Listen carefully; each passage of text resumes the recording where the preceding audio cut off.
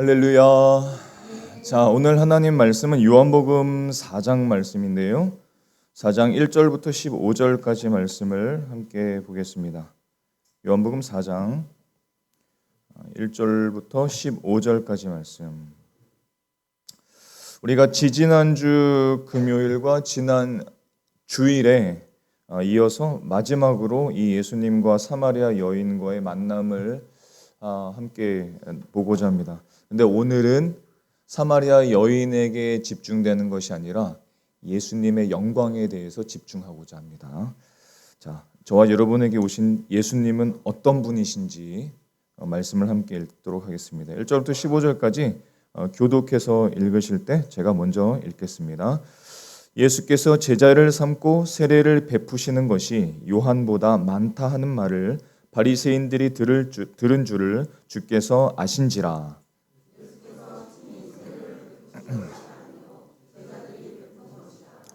유대를 떠나사 다시 갈릴리로 가실새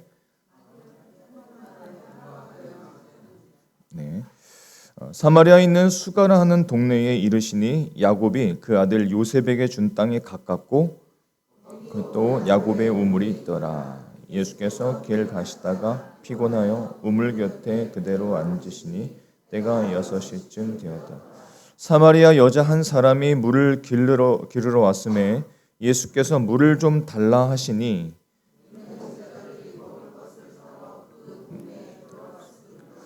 사마리아 여자가 이르되 당신은 유대인으로서 어찌하여 사마리아 여자인 나에게 물을 달라 하나이까 하니 이는 유대인이 사마리아인과 상종하지 아니함이로라. 예수께서 대답하여 이르시되 네가 만일 하나님의 선물과 또 내게 달라는 이가 누구인 줄 알았더라면 네가 그에게 구하였을 것이요 그가 생수를 내게 주었으리라. 여자가 이르되 주여 물 기를 그릇도 없고 이 우물은 깊은데 어디서 당신이 그 생수를 얻겠사옵나이까. 우리 조상 야곱이 이 우물을 우리에게 주셨고 또 여기서 자기와 자기 아들들과 짐승이 다 마셨는데 당신이 야곱보다 더 크니이까.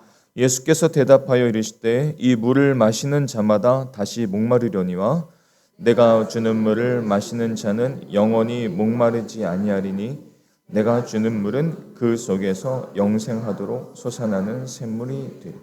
함께 읽겠습니다. 여자가 이르되 주여 그런 물을 내게 주사 목마르지도 않고 또 여기 물 기르러 오지도 않게 하옵소서. 아멘. 제가 다시 한번 기도할까요? 하나님, 저와 우리 모든 성도들의 영적인 눈을 밝아지도록 도와주시옵소서. 성령의 충만을 사모하니 우리 안에서부터 생수의 강물이 넘치게 하여 주옵소서. 말씀으로 우리 마음을 환히 비춰주시옵소서. 죄와 어둠을 드러나게 하시고 하나님의 영광과 예수 그리스도의 은혜를 바로 볼 수 있도록 도와주시옵소서. 말씀을 나누기 위해선 제가 연약하오니 오직 성령의 도구로 이 시간 사용하여 주옵소서. 감사드리며 예수님의 이름으로 기도합니다.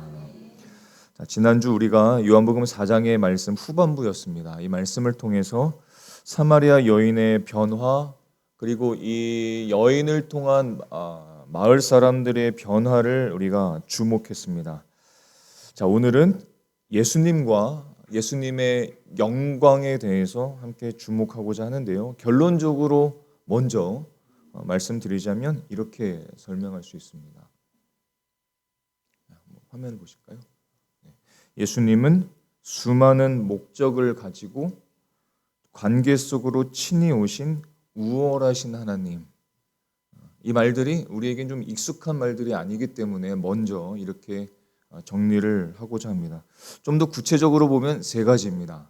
세 가지는 어떤 것이냐면 예수님은 은혜로운 만 가지 목적을 가지시고 예수님은 은혜 가운데 우리와 관계하시고 예수님은 은혜롭게 우월하신 분이십니다. 이것이 예수님의 영광입니다. 이 세 문장에서 공통되는 단어가 나오는데요. 뭐죠? 한번 보십시오. 은혜입니다.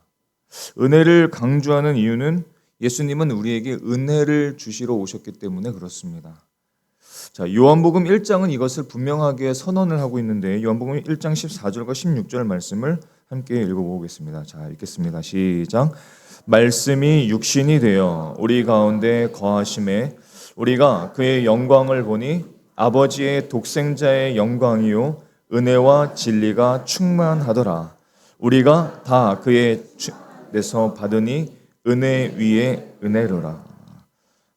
우리에게 은혜를 주시러 오셨는데 그 예수님은 어떤 분이신지, 우리에게 은혜를 주시기 위해서 어떤 일을 하시는지를 나누고자 합니다.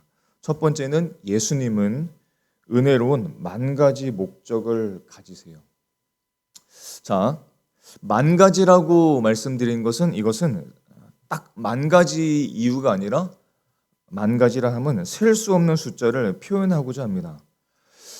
요한복음 4장에서 드러나는 예수님의 목적은 우리가 금방 볼 수 있는 목적은 사마리아 여인과 마을의 구원입니다. 그렇죠. 맞습니다. 그런데 성경을 꼼꼼히 깊게 묵상하면 할수록 그것만이 하나님의 목적이 아니라는 것을 알게 됩니다. 자, 쉽게 생각하면 이렇습니다. 여러분과 저는 지금 이곳에 있습니다. 이곳에 10월 5일에 11시부터 예배를 드리고 있습니다. 어떻게 이것이 가능했을까요? 어떻게 지금 이 시간에 여러분과 제가 한 곳에 모여서 예배할 수 있을까요? 이게 어떻게 가능할까요? 여기에 저와 여러분이 있기까지 우리가 알게 모르게 하나님은 수없이 많은 과정과 목적을 통해서 우리를 여기 있게 하셨습니다. 우리가 다 알 줄을 못해요. 우리가 기억하는 것은 정말 극히 일부입니다. 우리가 알지도 못하는 그 시간과 관계들과 목적들과 사건들과 어려움들과 힘듦과 고달픔과 인생의 수많은 일들 속에서 모든 것을 하나님께서 만지셔서 지금 이곳에 있는 거예요. 보통 일이 아니라는 겁니다. 우리가 이 시간에 함께 예배를 드리는 자체가 우리는 쉽게 누구를 통해서 여기에 왔거나 누구의 자녀이기 때문에 여기에서 예배를 드리거나 부모이기 때문에 예배를 드린 게 아니라는 겁니다. 자, 한 사건 안에서도 사마리아 여인을 만나는 이 사건 속에서도 예수님께서는 모든 인생들을 만지고 계셨습니다. 수천 수만 가지 은혜로운 목적을 가지고 일하시는 분, 이것이 예수 그리스도의 영광이라는 겁니다. 자, 이 은혜를 우리가 조금 더 깊이 알려면 요한복음 3장의 일부를 좀 볼 필요가 있습니다. 예수님께서 사마리아 여인을 만나기 위해서 사마리아 땅으로 오시기 전에의 말씀입니다. 요한복음 3장 34절과 35절의 말씀을 함께 보겠습니다. 함께 읽겠습니다. 시작. 하나님이 보내신 이는 하나님의 말씀을 하나니 이는 하나님이 성령을 한량없이 주심이니라. 아버지께서 아들을 사랑하사 만물을 다 그의 손에 주셨으니 이 말씀은 예수 그리스도의 영광이 얼마나 큰지를 말씀하고 계세요. 만물이 지금 다 누구의 손에 있다고 말씀하세요? 예수 그리스도. 예수님께서 사마리아 땅으로 오시기 전에 말씀은 만물을 하나님께서 자기의 사랑하는 아들 예수 그리스도께 다 주셨다고, 만물을 다 주셨다고 말씀합니다. 그분이 지금 사마리아 땅으로 오신 겁니다. 이것을 먼저 기억해야 됩니다. 하나님이 보내신 이는 예수님이시죠. 예수님은 하나님의 말씀을 하고 성령의 충만을 받으신 분이시고 하나님 아버지께서는 독생자 예수님을 사랑하시고 만물을 모든 것을 예수님의 손에 맡기셨다. 이렇게 말씀합니다. 예수님은 성령이 충만한 모든 것의 통치자라는 말씀입니다. 모든 것의 통치자. 자, 그런 다음에 이것을 선언하신 다음에 요한복음 4장이 시작되죠. 예수님께서 이제 남쪽의 유대를 떠나서 북쪽의 갈릴리로 향하십니다. 그런데 성경을 보니까 예수님께서 일부러 사마리아 땅을 거치십니다. 일부러. 모든 것의 통치자이신 예수님께서 일부러 사마리아 땅을 거치신다는 뜻입니다. 왜? 자, 요한복음 4장 1절로부터 4절까지 말씀을 같이 읽어보겠습니다. 시작. 예수께서 제자를 삼고 세례를 베푸시는 것이 요한보다 많다 하는 말을 바리새인들이 들은 줄을 주께서 아신지라. 예수께서 친히 세례를 베푸신 것이 아니요 제자들이 베푼 것이라. 유대를 떠나사 다시 갈릴리로 가실새 사마리아를 통과하여야 하겠는지라. 자, 여기 말씀을 잘 보세요. 예수님께서 제자들을 삼고 세례를 베푸셨습니다. 그런데 예수님 이전에 이 일을 했던 사람이 있었어요. 누구냐면 세례 요한입니다. 세례 요한이 예수님 이전에 많은 사람들을 제자로 삼고 회개의 세례를 베풀었던 사람이에요. 그런데 이 세례를 베풀었던 세례 요한보다 더 많은 사람들이 예수님께 나왔다는 소식을 누가 들었냐면 바리새인들이 들은 겁니다. 바리새인들이 들었다. 그리고 바리새인들이 이 소식을 들었다는 사실을 예수님께서 또한 들으셨습니다. 이해가 되시는지요? 자, 그리고 유대를 떠나셨다. 성경은 기록을 합니다. 그래서 어떻게 보면 이렇게 보여요. 예수님께 적대적이었던 바리새인들을 두려워서 피해서 유대를 떠난 것처럼 보입니다. 자, 그런데 전혀 그렇지 않죠. 예수님은 바리새인들을 두려워하지 않으십니다. 왜요? 좀 전에 우리가 4장 35절에서 읽은 것처럼 하나님은 아들을 사랑하사 만물을 다 그의 손에 맡기셨다, 주셨다라고 했습니다. 자, 만물을 손에 다 쥐고 계신 분이 바리새인들의 생각 때문에 그것이 두려워서 유대를 떠나실 리가 없습니다. 그렇죠? 그 만물의 통치자 예수님이 한낱 사람들의 생각 때문에 두려워서 유대를 떠나실 리가 없습니다. 유대를 떠나신 것은 다른 이유 때문입니다. 자, 예수님은 어떤 분이시냐면 예수님의 허락 없이는 예수님의 옷자락도 만지실 수 없는 분이십니다. 예수님이에요. 그 예수님께서 유대를 떠나신 것은 바리새인들을 두려워하기 때문에 떠난 것이 아니라 다른 목적이 있는데 그 목적은 단순히 사마리아 여인과 사마리아 사람들을 만나기 위한 한 목적이 아닙니다. 자, 여러분이 한 사람이 이곳에서 예배를 드리기까지 주님은 여러분 한 사람만 움직이신 게 아닙니다. 그렇죠? 예수님은 사마리아 여인을 만나시기 위해서 모든 것들을 다 주장하셨습니다. 움직이셨어요. 통치하셨고 주관하셨습니다. 이것을 말씀드리는 겁니다. 예수님께서 사마리아 땅으로 오신 것은 단순히 생각하면 한 목적을 이루기 위해 오신 것처럼 보이지만 전혀 아닙니다. 자, 저나 여러분은 어떤 한 목적을 이루기 위해서 다른 것을 포기해야 될 때가 있습니다. 그렇죠? 저와 여러분은 한 가지 것을 이루기 위해서 다른 것들을 버리고 거들떠 보지 않아야 될 때도 많이 있습니다. 왜요? 우리는 연약하니까요. 다른 것을 다 볼 수가 없습니다. 근데 하나님은 아니에요. 하나님은 저도 보지만 권사님도 보고 집사님도 보고 저 밖에 있는 아이들도 동시에 보십니다. 동시에 주관하고 계십니다. 그게 예수 그리스도의 영광인데요. 예수님께서 바리새인들과 유대를 떠나서 사마리아 땅으로 오신 것도 똑같은 이유입니다. 겉으로 볼 때는 사마리아 여인을 향한 목적이 가장 크게 보입니다. 하지만 바리새인들을 향한 은혜의 목적도 있었습니다.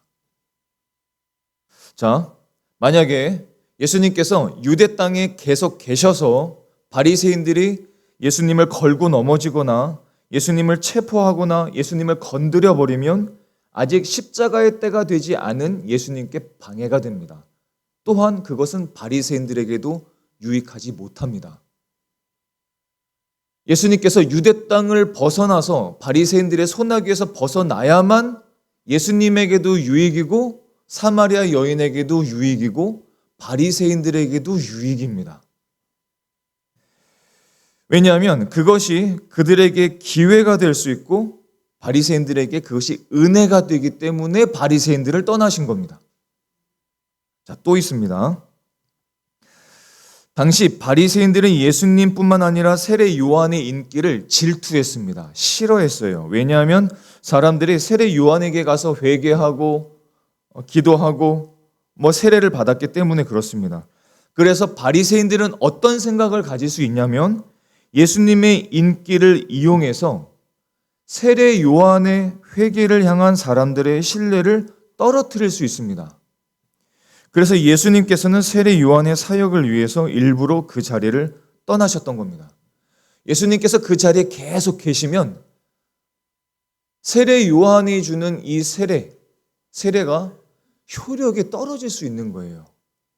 따라서 예수님께서 유대를 떠나셨던 이유는 사마리아 여인을 위해서도 그렇고 바리새인들을 위해서도 그렇고 세례 요한의 사역을 위해서도 유대를 떠나셔야만 했던 겁니다. 우리가 보기에는 사마리아 여인만 위해서 유대를 마치 떠나신 것 같아 보이지만 예수님께서는 그때의 모든 사람들을 다 만지시고 계신 겁니다. 자, 한 가지 더 말씀드릴게요. 예수님께서 갈릴리로 가실 때 우회하는 길이 있습니다. 남쪽 유대에서 갈릴리 북쪽으로 올라가실 때에는 우회하는 길이 있어요. 그런데 일부러 사마리아 땅을 지나가십니다. 왜요? 왜 그럴까요? 일부 유대인들은 사마리아인들을 부정하다고 생각했습니다. 그래서 그 길로는 절대 가지 않습니다. 사마리아인과 상종하지 않습니다. 오늘 우리가 함께 말씀을 읽는 것처럼. 그런데 일부러 사마리아 땅으로 가신 겁니다.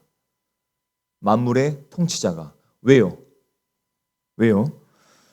그런 유대인들이 갖고 있었던 잘못된 생각과 편견이 잘못된 것이라는 것을 알려주시기 위함이었습니다. 그 편견을 깨트리기 위함이었어요. 왜냐하면 유대인들이 갖고 있었던 편견과 선입견들이 깨지는 것이 누구에게 유익이냐면 유대인들에게 유익이 되기 때문에 그렇습니다. 자, 눈에 보이는 큰 목적은 사마리아 여인과의 만남이었지만 자세히 보면 주님께서 지금 모든 사람들을 은혜 가운데 만지시고 계셨던 겁니다. 한 자녀가 지금 이곳에 예배하고 있습니다. 그 자녀가 지금 예배하기까지 그 주변의 사람들과 친구들과 부모와 형제들을 얼마나 만지신 줄 아십니까? 여러분 여기까지. 여러분 한 사람이 하나님을 예배하기까지 하나님께서 얼마나 많은 과정과 사람들을 만지신 줄 아십니까?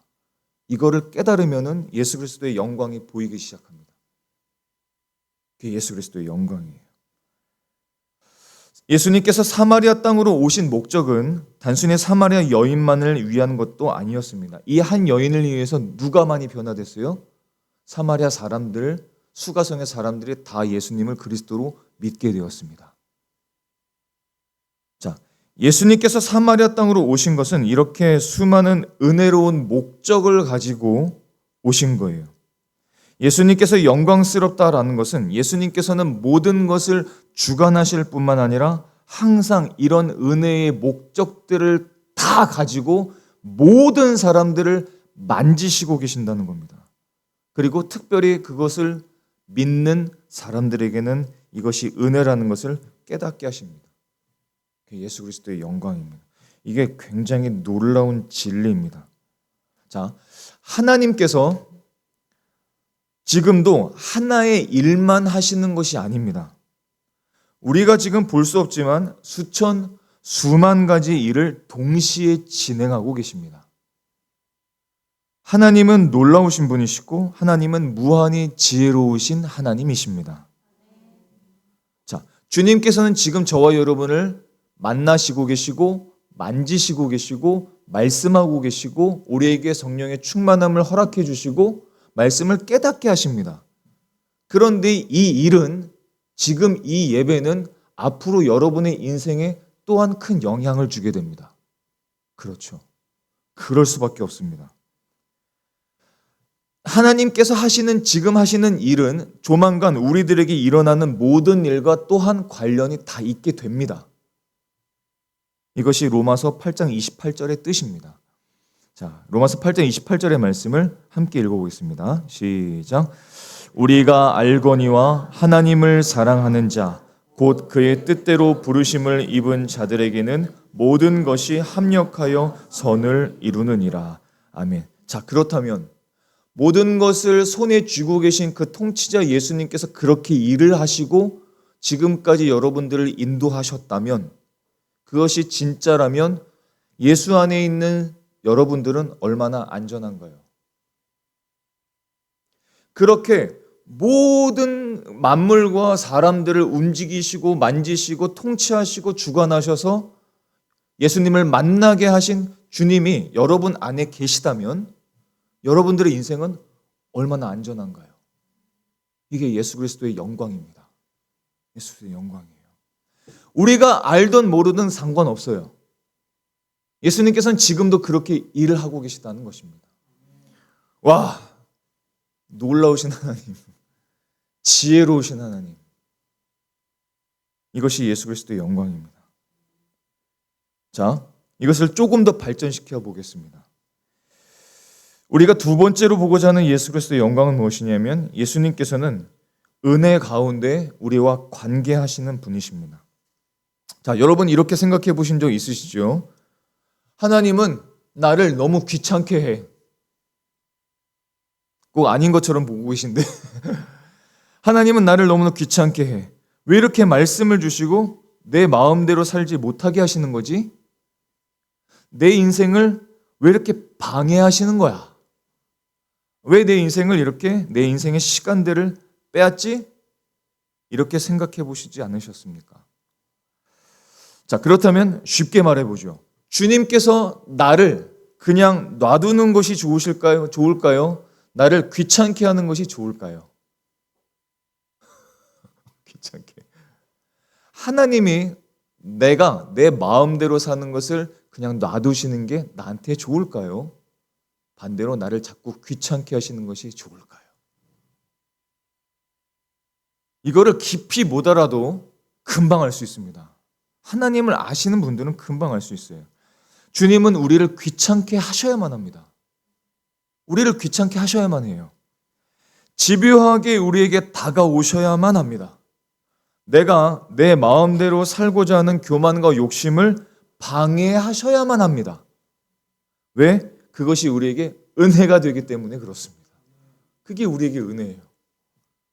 우리가 우리 마음대로 산다면 그것은 우리에게 은혜가 되지 않습니다. 우리가 내 마음대로 교만대로 욕심대로 세상살이대로 그냥 살아가는 것은 우리에게 무익합니다. 그래서 주님은 말씀과 성령을 통해서 우리를 계속 귀찮게 하십니다. 집요하게 다가오십니다. 집요하게 다른 사람들을 통해서 말씀하십니다. 깨닫게 하십니다. 은혜를 주십니다. 자꾸 하나님의 말씀이 내 마음에 걸리게 하십니다. 그래야만 하십니다. 그것이 우리에게 유익이 되기 때문에 그렇습니다. 그게 예수 그리스도의 영광이에요. 자, 요한복음 4장에서의 주요한 관계는 사마리아 여인과의 관계죠. 그런데 그것은 유일한 관계가 아니라 주요한 관계.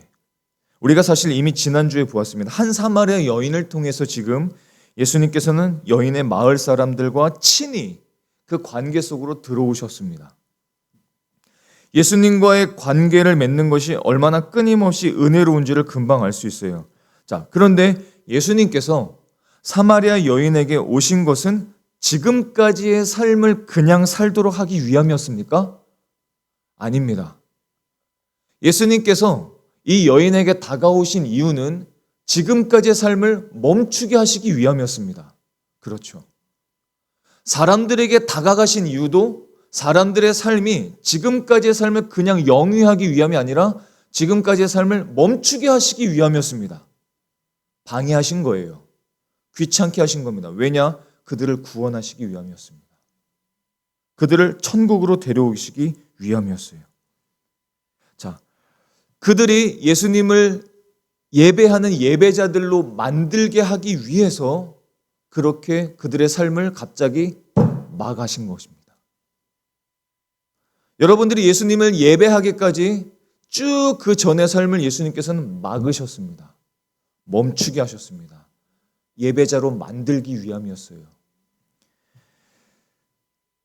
자, 사마리아 여인에게 하신 예수님의 말씀을 기억하시죠. 요한복음 4장 23절 우리 예배실에 들어올 때 위에 써져 있는 말씀입니다. 자, 함께 읽어보겠습니다. 시작. 아버지께 참되게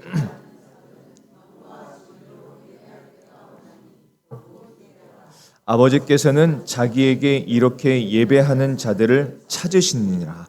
아멘. 찾으신다라는 말씀에 귀 기울여 보십시오. 예배하는 자를 찾으신다. 여러분들은 어떤 것을 찾고 세상을 살고 계신지요?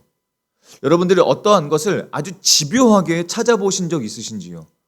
잃어버린 어떤 것들을 찾기 위해서 온갖 방을 다 뒤집어 버리고 그것을 찾기 위해서 다 뒤집어 버려서 그것을 찾는 겁니다. 하나님께서 지금 예배자를 찾는 것은 그런 겁니다. 세상을 다 뒤져가지고 세상 속에 온갖 쓰레기들을 다 뒤져가지고 예배하는 자들을 집요하게 찾으시는 거예요. 예배하는 자를 찾으신다는 것은 그런 하나님을 말씀하시는 겁니다. 그냥 예배해. 주일이 되면 예배하는 거지. 이런 게 아니라 하나님께 영과 진리로 예배하는 자를 아주 집요하게 찾고 그 사람을 만나기 위해서 지금까지 수십 년 혹은 수년 혹은 이 한 주간 삶을 주관하셨던 겁니다.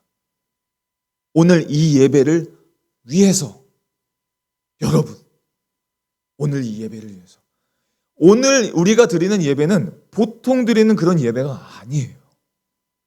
하나님께서 모든 그 사람들과 세상을 주관하셔서 창조할 때부터 주관하셔서 이 예배를 받으시기를 원하셨던 것이고 우리가 그런 예배자가 되기를 원하셨던 겁니다. 그렇다면 우리가 이 예배를 그냥 드릴 수 있나요? 이 예배를 허투루 드릴 수 있나요? 그럴 수는 없습니다. 우리가 지금 이곳에서 예배하기까지 하나님께서 여러분들을 얼마나 집요하게 찾아오신 줄 아십니까?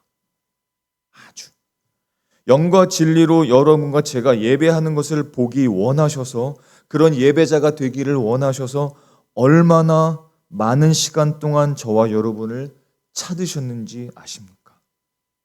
우리와 영원한 관계를 맺기 위해서 얼마나 많은 작업들을 하신지 아십니까? 얼마나 많은 은혜를 베푸셨고 때론 우리를 막으셨고 때로는 고집이 꺾이도록 한계에 부딪히게 하셨고 때론 얼마나 놀라운 은혜로 우리를 도와주셨는지 아십니까? 그 만물의 통치자가 사마리아 여인이 바로 그 예가 돼요. 자, 잘 한번 생각해 보십시다. 사마리아 여인이 유대인 예수님을 받아들일 수 있도록 예수님께서는 하나님은 아주 오래전에 이 일을 작업하셨습니다. 어떻게 작업하셨냐면 유대인과 사마리아인이 상종하지 못하도록 작업하셨습니다. 와! 요한복음 4장 9절에 보면 이렇게 말씀합니다. 사마리아 여자가 이르되 당신은 유대인으로서 어찌하여 사마리아 여자인 나에게 물을 달라 하나이까 하니 이는 유대인과 사마리아인과 상종하지 아니함이로라. 그런데 이 상종하지 아니었던 관계가 오히려 사마리아 여인의 구원의 통로가 된 겁니다. 하나님의 지혜. 자, 유대인과 사마리아인이 왜 상종하지 않게 되었냐면 오늘 이 시간에 예수님과 사마리아 여인이 만나기 약 720년 전에 이스라엘 주변의 거대 제국이었던 아수르가 이스라엘을 침공합니다. 그래서 북이스라엘의 수도 사마리아를 점령합니다. 그리고 이스라엘 사람들과 이방인들을 함께 정착시킵니다. 그래서 사마리아 사람들은 어떻게 되냐면 이방 사람들과 함께 살다 보니까 이방 사람들의 우상 종교가 다 들어온 거예요. 그래서 사마리아 사람들이 하나님을 잊었습니다. 이방 종교가 막 들어왔어요. 혼혈족이 됐습니다. 자녀가 자녀를 낳고 또 자녀가 자녀를 낳고 혼혈족이 혼혈족을 낳고 계속 그렇게 된 겁니다. 인종적으로 불순했고 종교적으로는 이단적이었습니다. 그래서 유대인들은 사마리아 사람들을 피하게 되었습니다. 720년 전에부터 시작된 이 역사가. 그런데 이 역사 때문에 사마리아 여인과 유대인 예수님이 만나게 된 겁니다. 그녀는 지금 비참한 인생이었습니다. 하지만 비참한 인생이었기 때문에 이 여인은 예수님께 물을 달라 하게 된 겁니다. 비참한 인생은 그리스도와 생수를 찾게 되는 이유였습니다. 자, 우리의 삶에는 지금까지 아프고 괴롭고 힘든 일들이 많았습니다. 저를 보면 하나님을 그렇게 원망했던 제가 하나님을 찾을 수 있었던 것은 놀랍게도 하나님보다 더 의지했던 사람들의 배신과 죽음 때문이었습니다. 근데 그 일들은 제가 하나님을 만나게 된 이유였습니다. 주님은 동일하신 분이시죠. 그래서 주님은 때로는 우리를 막으셔야만 합니다. 때로는 우리를 회방하셔야 됩니다. 왜요? 실제로는 그것이 우리에게 은혜가 되기 때문에 그렇습니다. 그래서 우리 가운데 그렇게 역사하시는 거예요. 이 예수 그리스도의 영광과 하나님의 작업과 하나님의 손길을 우리가 깨닫기 시작하면 우리 안에 일어나는 모든 일들이 은혜고 감사고 기쁨으로 바뀌게 되는 것입니다. 사마리아 여인처럼 말입니다. 예수님께서는 사마리아의 한 우물가에 오셨을 때도 동일하게 일하셨습니다. 어떻게 일하셨냐면 예수님께서 그의 제자들을 음식을 사러 마을로 일부러 보내셨습니다. 요한복음 4장 7절부터 8절까지 말씀을 같이 읽어보겠습니다. 자, 시작. 사마리아 여자 한 사람이 물을 기르러 왔음에 예수께서 물을 좀 달라 하시니 이는 제자들이 먹을 것을 사러 그 동네에 들어갔음이로라. 자, 예수님은 제자들과 함께 사마리아 땅으로 오셨는데 제자들을 일부러 마을로 보내셨습니다. 왜 그러셨습니까? 일부러 혼자가 되셔서 사마리아 여인과 만나기 위함이었습니다. 어떻게? 아주 집요하게. 완전히 눈에 띄고 피할 수 없도록 이 여인이 예수님을 도대체 피할 수 없도록 완전히 그 구석텅이로 우물가에 주님께서 일부러 앉으셨습니다. 이 여인이 예수님을 발견할 수밖에 없도록. 그리고 이 부정하고 불순하고 이단적이고 평판이 나쁜 사마리아 여인에게 물 한 잔을 일부러 요청했습니다. 어떻게? 하나님은 예수님을 통해서 마치 이 여인을 어떻게 하시냐면 마치 이 여인을 쫓고 계십니다. 구원을 주시기 위해서, 은혜를 주시기 위해서, 예배자로 만들기 위해서 집요하게 하나님께서 이 여인을 계속 쫓아오신 겁니다. 720년 전에 사마리아 사람들과 유대인들이 갈라지기 시작할 그때부터 이 여인을 마치 그렇게 쫓아오셨던 겁니다. 왜냐하면 이 여인을 천국에 데려오기 위해서 이렇게 역사하셨던 것입니다. 모든 것이 하나님의 의도였고 모두 하나님의 은혜 가운데 디자인된, 설계된 일이었다는 겁니다. 우리는 지금 우연히 이 시간에 함께 모인 것이 결코 아닙니다. 그런 사람은 한 명도 없습니다. 하나님의 놀라운 디자인과 설계 가운데, 의도 가운데, 계획 가운데, 섭리 가운데 저와 여러분이 지금 이곳에 있는 겁니다. 그렇다면 앞으로는 어떨까요? 그 하나님이 동일하게 우리 안에서 역사하시고 일하신다면 우리의 삶은 어떨까요? 걱정할 일이 될까요? 염려할 일이 될까요? 불안한 일이 될까요? 그렇지 않다는 겁니다.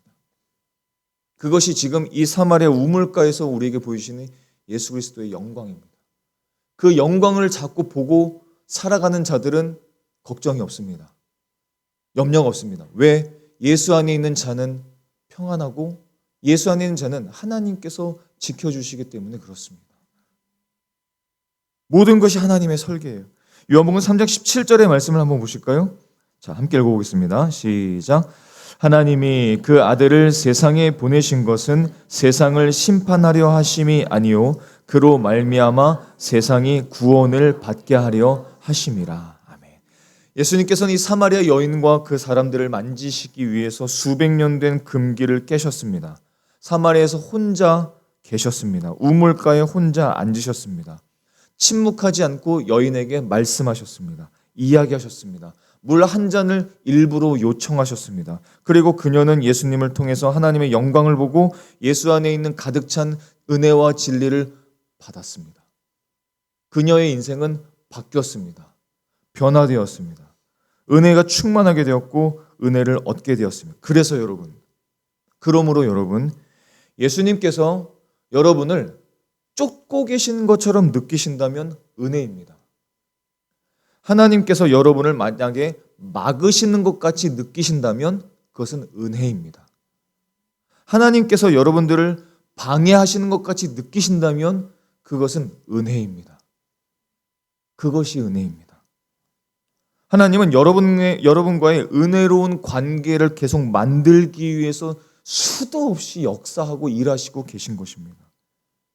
예배자로 만들기 위해서, 영과 진리로 예배하는 한 예배자를 만들기 위해서 그 오래전부터, 창세전부터 택하시고 선택하시고 부르시고 섭리하시고 만들어 가시고 주관하셔서 지금 이곳에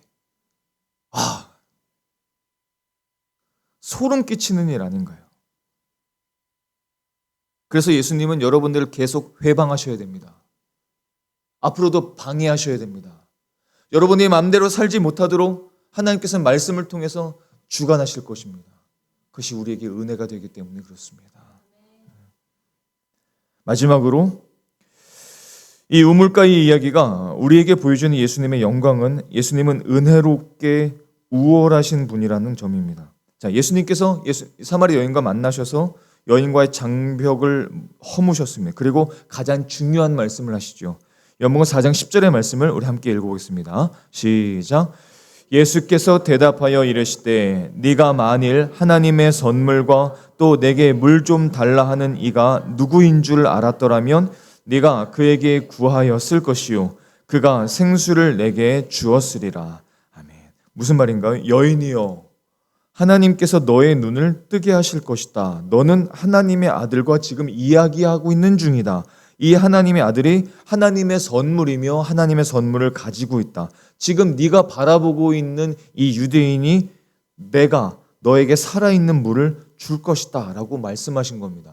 근데 이때 여자가 되묻습니다. 4장 11절의 말씀을 보면 여자가 이르되 주여 물 기를 그릇도 없고 이 우물은 깊은데 어디서 당신이 이 그 생수를 얻겠사옵나이까? 여인은 아직 보지 못하고 있죠. 요한복음 3장에 등장하는 니고데모라는 사람과 마찬가지입니다.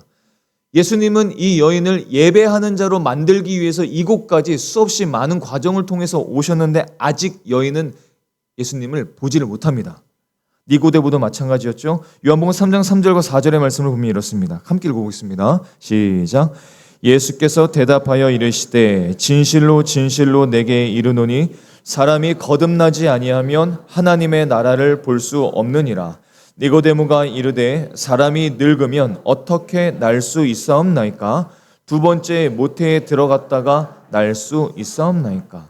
인생의 영적 맹인됨을 보여주죠. 하나님의 영광을 볼 수 없었습니다. 그런데 여기서 예수님께서 이 여인의 영적 무지를 깨닫게 하기 위해서 어떻게 하십니까? 예수님의 우월하심을 보여주십니다. 여러분들이 갖고 있었던 주장이든 생각이든 어떤 지식이 있을 때 그것보다 더 우월한 것이 나타나면 어떻게 되십니까? 꺾이죠.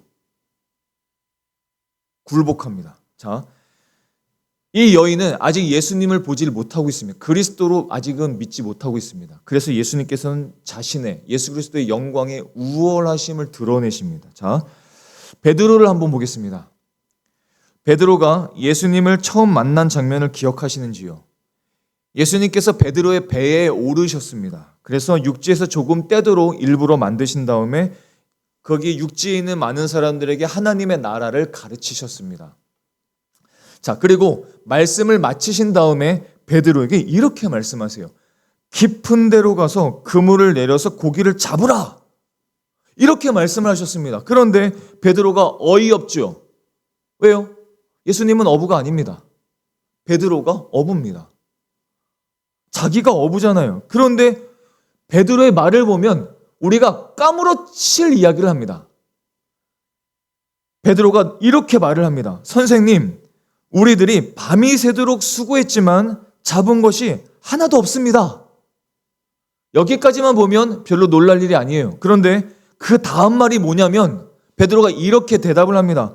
하지만 말씀을 의지해서 내가 그물을 내리겠습니다 라고 말합니다. 예수님을 처음 만났습니다. 자기가 어부입니다. 어부가 아닌 자가 와서 어부가 하는 일을 가르쳐 줍니다. 어이없죠? 그런데 자기도 모르게 내가 말씀을 의지해서 내가 그물을 내리겠습니다라고 베드로가 말합니다. 어떻게 이럴 수 있을까요? 왜? 자기도 모르게 예수님의 우월하신 영광에 압도되기 시작한 겁니다. 그리고 그물을 내렸을 때 어떻게 되었습니까? 고기가 너무 많아서 다른 사람들을 불러가지고 두 배에 가득 채웁니다. 그 다음에 시몬 베드로가 어떻게 했습니까? 누가복음 5장 8절의 말씀을 함께 읽어보겠습니다. 시작. 시몬 베드로가 이를 보고 예수의 무릎 아래에 엎드려 이르되 주여 나를 떠나소서 나는 죄인이로소이다. 베드로가 왜 예수님께 무릎을 꿇습니까? 왜? 처음 보는 사람한테 왜 무릎을 꿇어요? 예수님의 우월하신 능력을 경험했기 때문입니다. 예수님 앞에 자기가 아무것도 아닌 것을 깨달았기 때문에 그렇죠. 그런데 이 우월하신 것이 베드로를 굴복시키기 위함이었습니까? 베드로를 그냥 굴복시키기 위함이었습니까? 아닙니다. 베드로에게 은혜를 주기 위함이었습니다. 여러분, 우리가 하나님의 말씀을 듣고 예배를 하고 성령의 충만을 받을 때 우리는 하나님의 우월하신 어떤 능력에, 신적인 능력에 압도되기 시작합니다. 근데 어떤 사람은 압도되어서 싫어. 기분이 안 좋아. 내 자존심이 꺾여지는 것 같아. 내가 왜 하나님께 무릎을 꿇어야 돼? 라고 하면서 그 자리를 박차고 나갑니다. 어떤 사람은 베드로처럼 무릎을 꿇고 그 하나님의 우월하심의 영광에 굴복합니다. 누가 은혜를 받은 사람인가요? 누가 은혜 가운데 살아가는 사람인가요? 하나님께 굴복하는 사람인가요? 하나님께 대항하는 사람인가요? 하나님은 이렇게 역사하시는 겁니다. 그래서 때로는 말씀을 듣고 예배를 할 때 와, 싫어, 기분 안 좋아, 나를 감히 굴복시켜, 내 생각이 다 틀리다고, 하나님의 말씀이 다 옳다고, 이걸 내가 굴복해야 된다고? 아니죠. 하나님의 우월하심이 느껴질 때 그것에 굴복하는 것이 은혜입니다. 하나님의 영광에 굴복하는 것이 은혜예요. 이 사마리아 여인이 그것을 감지하기 시작합니다. 요한복음 4장 11절과 12절의 말씀을 함께 읽어보겠습니다. 자, 시작. 여자가 이르되 주여 물 기를 그릇도 없고 이 우물은 깊은데 어디서 당신이 그 생수를 얻겠사옵나이까? 우리 조상 야곱이 이 우물을 우리에게 주셨고 또 여기서 자기와 자기 아들들과 짐승이 다 마셨는데 당신이 야곱보다 더 크니까? 이렇게 질문합니다. 야곱이 예수님보다 더 우월하다고 정말 확신했다면 이런 질문을 할 필요가 전혀 없습니다. 그런데 지금 여인은 어떤 것을 느꼈냐면 예수님이, 내 앞에 계신 예수님이 그 야곱보다 우월하다는 것을 느끼기 시작한 거예요. 그래서 이 질문을 한 겁니다. 당신이 우리 조상 야곱보다 더 위대한 분입니까? 그는 우리에게 우물을 준 분입니다. 우리는 이 우물에서 물을 마셨습니다. 그의 아들들도 그의 가축들도 다 마찬가지였습니다. 왜 이 질문을 했냐면 내 앞에 계신 예수님께서 우리가 지금 물을 마셔온 이 야곱보다 더 위대하실 수 있는 분이실 수도 있다. 깨닫기 시작한 겁니다. 이때 예수님께서 여인에게 상상치도 못할 말씀하시죠. 요한복음 4장 13절과 14절 말씀입니다. 함께 보겠습니다. 시작. 예수께서 대답하여 이르시되 이 물을 마시는 자마다 다시 목마르려니와 내가 주는 물을 마시는 자는 영원히 목마르지 아니하리니 내가 주는 물은 그 속에서 영생하도록 솟아나는 샘물이 되리라. 아멘. 무슨 말씀이세요? 그래. 내가 지금 네가 말하는 야곱보다 우월한 분이야. 내가 주는 물은 이 야곱의 우물과는 비교할 수가 없지. 내가 주는 물을 마시는 자는 결코 죽지 아니할 거야. 위대한 야곱과도 비교할 수 없는 위대한 예수님. 어떤 위대한 인물보다 우물보다 더 위대한 생명의 샘, 예수님. 어떤 위대한 지식도 지혜도 기술도 결코 흉내낼 수 없는 생명의 샘. 어떤 우상들, 어떤 왕들, 어떤 신들, 어떤 연예인들, 어떤 유력한 자들과도 비교할 수 없는 영원하신 왕. 바로 예수님. 어떤 것도 나에게 무엇을 주어도 목마름이 가시질 않고 갈증이 해결되지 않지만 목이 마르지 않는 생명의 샘. 갈망할 때마다 영혼이 목마를 때마다 나아가면 항상 갈증을 해결시켜 주시는 생명의 샘. 한 잔이 아니라 언제나 뜰 수 있는 샘. 그분이 바로 예수님이십니다. 이사야 선지자가 일찍이 이 생명의 샘을 예언했습니다. 이사야서 55장 1절부터 3절까지 말씀을 제가 읽어볼게요. 오호라 너희 모든 목마른 자들아 물로 나아오라. 돈 없는 자도 오라. 너희는 와서 사 먹되 돈 없이 값 없이 와서 포도주와 젖을 사라. 너희가 어찌하여 양식이 아닌 것을 위하여 은을 달아주며 배부르게 하지 못할 것을 위하여 수고하느냐. 내게 듣고 들을지어다. 그리하면 너희가 좋은 것을 먹을 것이며 너희 자신들이 기름진 것으로 즐거움을 얻으리라. 너희는 귀를 기울이고 내게로 나아와 들으라. 그리하면 너희의 영혼이 살리라. 내가 너희를 위하여 영원한 언약을 맺으리니 곧 다윗에게 허락한 확실한 은혜이니라. 이게 누굽니까? 예수님이세요. 예수님이십니다. 이 생명의 샘이 예수님이세요. 그래서 예수님은 우리가 가늠할 수 없는 은혜로운 목적들을 가지고 우리에게 다가오셨고 우리 가운데 그렇게 지금도 일하시고 계십니다. 하나님과 망가진 관계 속에 살고 있었던 우리들에게 친히 찾아오셔서 일부러 찾아오셔서 집요하게 찾아오셔서 우리를 회복시키시는 생명의 샘, 바로 그분이 예수님이십니다. 예수님은 지금도 집요하게 우리를 찾고 계시고 우리가 예배하기를 원하시고 은혜를 주시기 위해서 우리를 불편하게 하십니다. 우리를 일부러 회방시키십니다. 날마다 생명의 샘에 나올 수 있도록, 그래서 은혜를 얻을 수 있도록, 은혜 가운데 살아갈 수 있도록, 예수 그리스도의 영광을 바라보며 살아갈 수 있도록 일부러 그렇게 일하시는 것입니다. 영원히 살고 기쁨을 얻으며 살아갈 수 있도록 그분이 바로 예수 그리스도이십니다. 예수 그리스도의 이 영광이 여러분들에게 비치고 있습니다. 그 영광이 비춰진다면 우리의 삶은 얼마나 밝은가요? 세상은 아무리 어둡다 할지라도 예수 안에 있는 자는 우리나 얼마나 밝은 빛 가운데 살아가고 있는지요. 그 영광 가운데 우리가 살아가고 있다면 우리가 염려하고 걱정할 일은 도대체 무엇인가요? 그 예수님께서 우리를 지금도 우리 가운데 일하시고 계시다면 우리가 맡기지 못할 일은 도대체 무엇인가요? 그런 것은 하나도 없습니다. 예수 그리스도의 영광을 바라보며 예수 그리스도의 은혜 가운데 살아가는 삶이 얼마나 놀라운 삶인지를 깨닫고 그 삶을 살아가는 저와 여러분이 되실 수 있기를 예수님의 이름으로 축원합니다. 기도하시겠습니다.